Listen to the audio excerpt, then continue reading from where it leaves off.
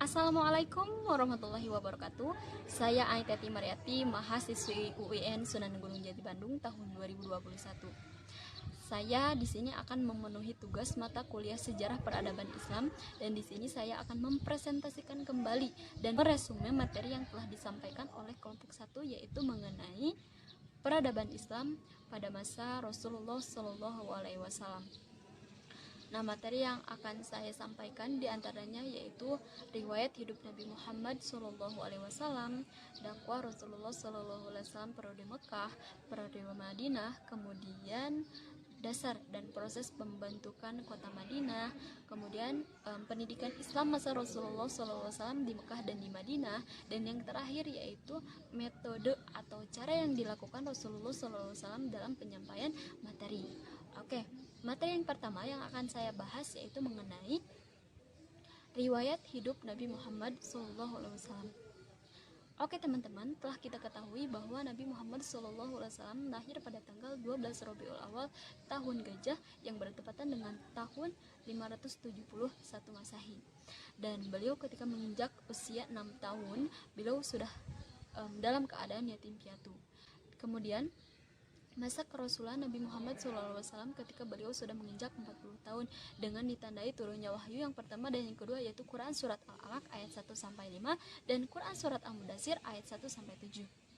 Materi selanjutnya yaitu dakwah Rasulullah SAW periode Mekah. Telah kita ketahui bahwa Rasulullah SAW dakwah di Mekah yaitu selama 13 tahun. Dan strategi apa sih yang dilakukan oleh Rasulullah? Yang pertama, Rasulullah SAW dakwah secara sembunyi-sembunyi yang dilakukan di rumah Al-Arqam bin Abil Arqam. Kemudian Rasulullah SAW melakukan dakwah secara terang-terangan yang dilakukan di Bukit Sofa. Kemudian dakwah Rasulullah SAW periode Madinah seperti apa sih? Telah kita ketahui juga bahwa Rasulullah SAW dakwah pada periode Madinah yaitu selama 10 tahun, dan strategi yang dilakukan oleh Rasulullah yaitu mendirikan masjid, mempersaudarakan kaum Ansor dan kaum Muhajirin, kemudian menata kehidupan sosial dan politik masyarakat Madinah. Nah, materi selanjutnya yaitu mengenai dasar dan proses pembentukan kota Madinah. Apa yang dilakukan oleh Rasulullah? Yaitu yang pertama, mendirikan Masjid Quba, mempersaudarakan kaum Ansor dan kaum Muhajirin, kemudian penyempurnaan kehidupan sosial dan politik, dan yang terakhir yaitu membuat piagam Madinah.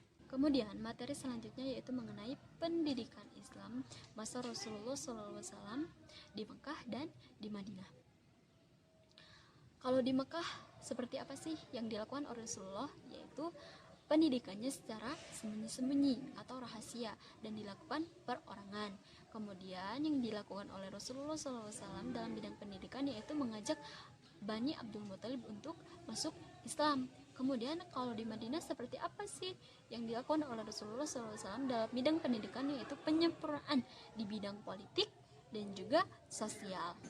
Oke, materi yang terakhir yaitu metode yang dilakukan oleh Rasulullah SAW dalam menyampaikan materi.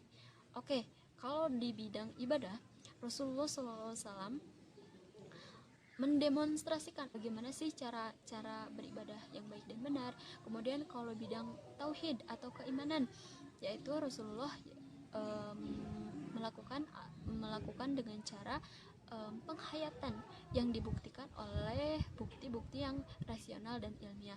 Dan kalau di bidang akhlak, Rasulullah SAW mencerminkan langsung dalam kehidupan sehari-hari bahwa kita itu harus menjadi manusia yang baik dalam ucapan maupun perbuatan.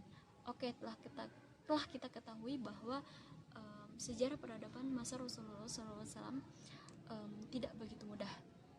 Banyak ancaman-ancaman yang datang kepada Rasulullah SAW, tapi atas kehendak Allah Subhanahu Wa Taala, ancaman-ancaman itu pun gagal dan bisa diatasi.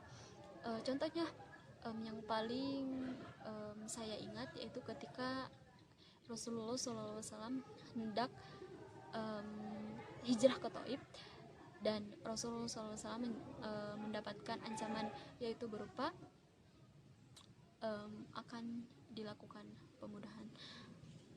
Alangkah baiknya kita sebagai masyarakat Islam, kaum muslimin, hendaknya kita saling bantu membantu, kemudian saling melindungi, dan mudah-mudahan kita selaku mahasiswi atau mahasiswa UIN Sunan Gunung Jati Bandung bisa mencerminkan akhlak yang baik dalam kehidupan sehari-hari.